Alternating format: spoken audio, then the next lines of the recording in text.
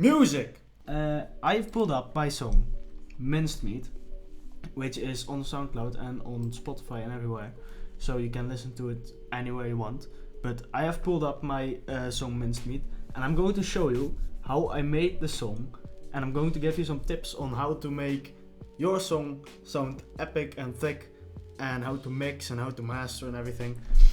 So let's get started in the project. We start with chords, basically.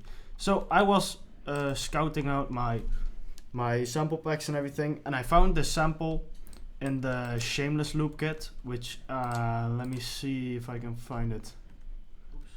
Ambient Loop Tool, this one. I found this one. And then I cut it up, and now I made it sound like this, basically. I'm pretty sure it's done with a granulizer, because that's just how it sounds to me. When I use granulizers, it sounds like this.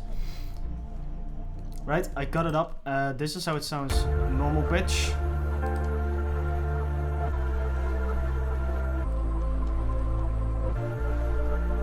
Right, normal pitch. I added piano, which sounds like this.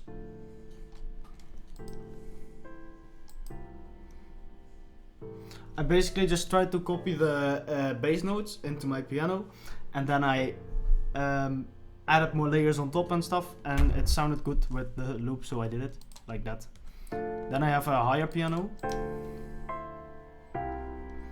on top, and then I have this little bell plucky thingy. This is my melody.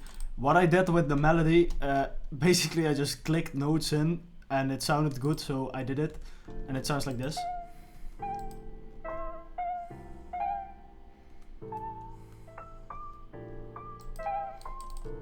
Is this? Yeah, this is Labs. This is piano from Labs, magnetic reader. It's very nice because it's like wobbly. So it sounds very epic, right? Then I have this. I have no idea what it is, but let's see. Oh, this is for the drop, yes. Then I have this, which is the high piano. Right, so that's literally it for the whole intro. So let's go to the drop. First of all, I put the ambience in, right here. I'm gonna stop the volume automation here for a second. So basically, I put it in, and this is what it sounds like. With the reversed. So what I did with this, by the way, with this reverb, right? So I have reverb on it, and I have it off. But when I turn it on, it sounds like you have a sweeping up sound, like with the reverse reverb, like this. Right? That's what I did, and it sounds nice. And then I have on this chords, just like chord layers made in Serum.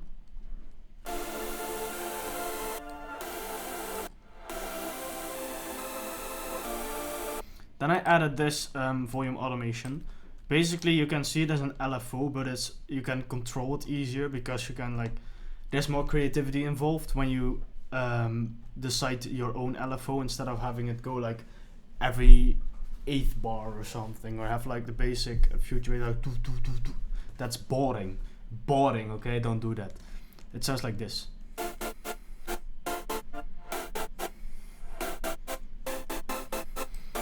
So how I make my chords and my flows and everything, right? You have to see this as your flow, as in rap, right? In rap they have flows. So you make your chords, you make your sound design, whatever, and then you decide on your LFO, whatever like flow you want to have in that LFO. And if it flows well, it will automatically be like catchy, if you get what I mean. So really think hard about your flows, people, because that's gonna make your song fucking sick.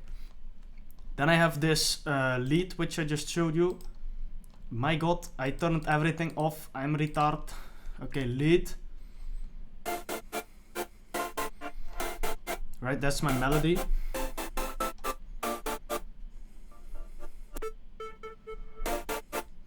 Then I have the piano again. But I distorted it so it's like louder, so it pops more. Okay, then I have the here is the melody on its own. I got a Christmas bell from Labs, right? And it sounded sick. And then I morphed it. This is the goofy ass bell, right? It sounds goofy as fuck.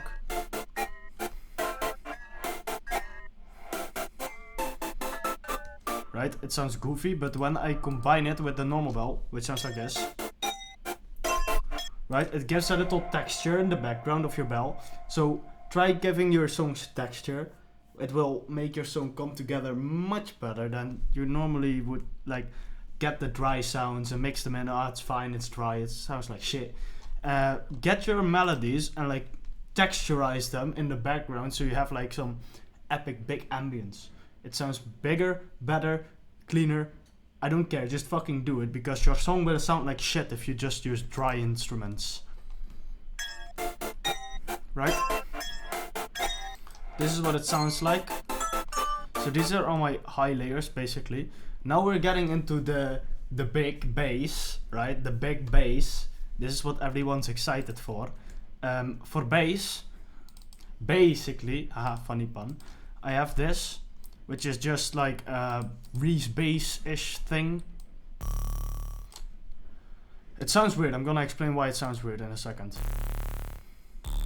For this bass, I made a very distorted, fucked up thing, right? This is just a sine wave with just 1 octave lower. Then I have this saw wave, which is 1 octave higher. Then I have this thing. I have no idea what it is, but it sounded cool, so I took it and I used it. And I put it 2 octaves higher, then I distorted it, right? Basically what I did to get the weird screechy bass, right? I start boosting frequencies in EQ, and then you start distorting, boosting frequencies, distorting, whatever, okay? That's how you get the effect.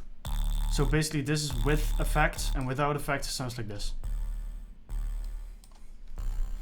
So you distort it to hell, and then you EQ it, right? You EQ your frequencies, and that you like, there you get like harmony in your bass, but it's not the low harmonies, you get the high harmonies out, and it sounds very cool, right?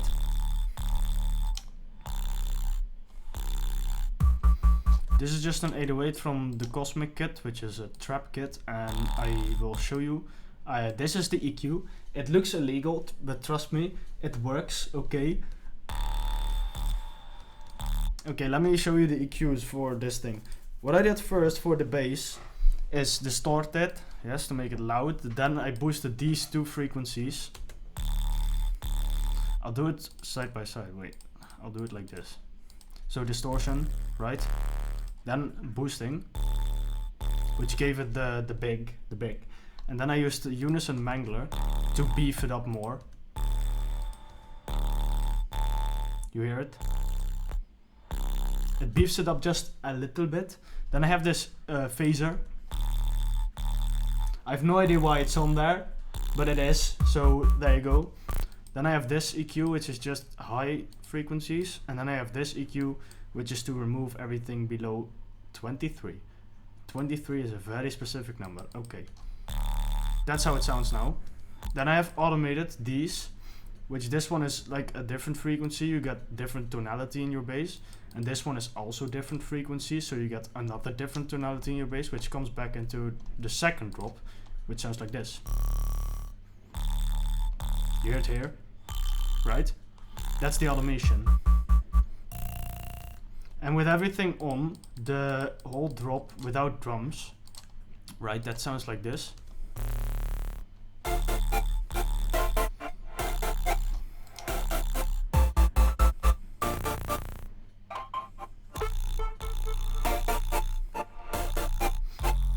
Okay, so now all there is to talk about is the drums, because this is like a small project.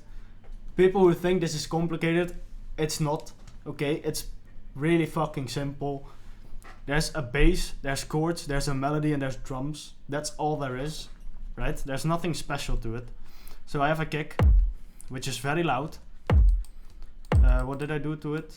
I removed everything below there, and that's it.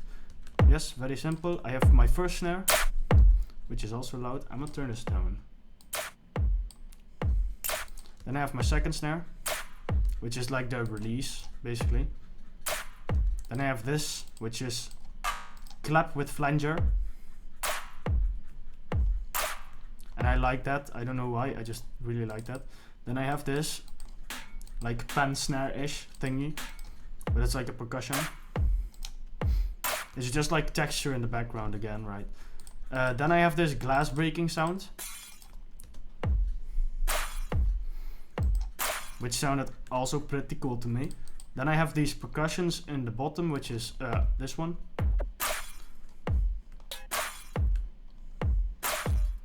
And then I have this drum fill here.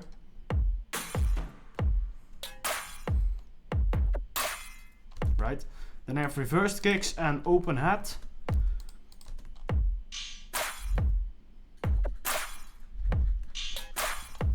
And then I have these hi-hats, which is interesting actually. Like the hi-hats, I try to make them also almost follow and add to the flow of the chords. So the chords sound like this. And then I added hi-hats, right? But I offset them a bit to get the swing, right? The swing. So they kind of follow the flow of the chords, but they have like this bouncy swing around them, which gave the whole track like a different texture, which sounded really cool to me. Then I have one more thing in the second drop to talk about, which is I removed the LFO in the first part, right? And I removed it here as well, over here, 61. And then I went like future bass style. I went with the normal extended chords that you use in future bass, right? The basic extended chords like this.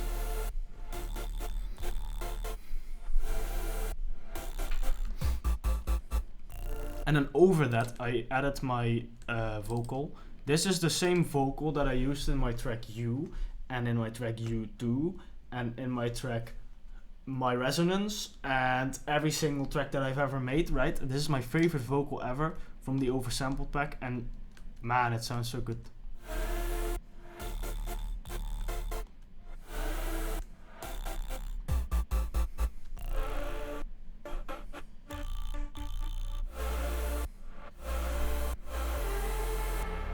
Right?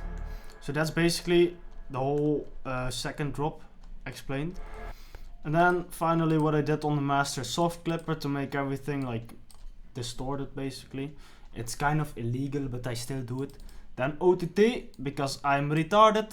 EQ looks like this. It looks like shit. Everyone's gonna hate me for it. This balance, because I need to lower the volume for it to be mastered in Ozone. Then I opened Ozone and I boosted the frequencies, imaged it, dynamic EQ to make smoother high end. That's it. That's the whole track. So I hope everyone enjoyed my video, and I hope everyone learned something, and I hope everyone can use this information for their own music. I'm 22Five, and I'll see you in the next video.